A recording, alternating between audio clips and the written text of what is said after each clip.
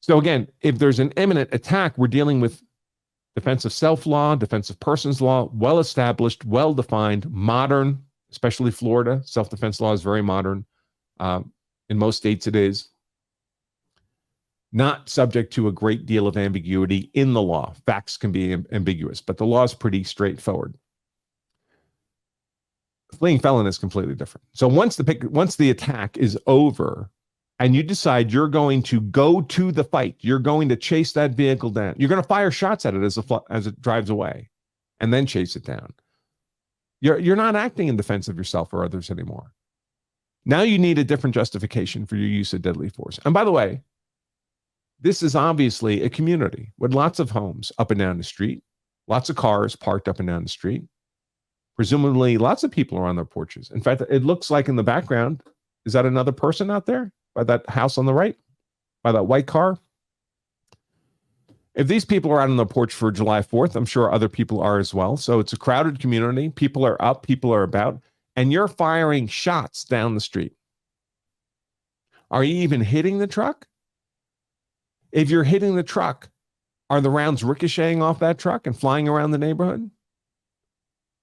Are you endangering innocent bystanders in that community with death or serious bodily injury? Because if you are, that's felony reckless endangerment. That, of course, you could try to justify, but what would be your justification? Not self-defense, not defense of others. The truck's fleeing away. Because you're stopping a fleeing felon? You're going to risk a felony conviction? Years in prison? For what? You're not defending yourself anymore. You could speculate that the pickup truck's going to drive up and down the street and do this again to other people. Are you going to act in defense of those other people on the speculative grounds that this may be repeated? Maybe it would be different if the truck was coming up the street and throwing a firework in front of every home and they were getting up to your home, but then you'd be prepared to defend yourself in the moment, wouldn't you? And if you don't see them doing that, you're just speculating some ongoing threat. And speculation is not a legal defense.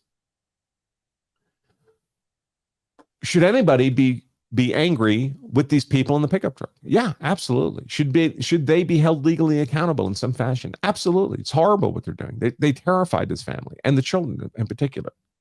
Could they have caused someone serious injury? Sure.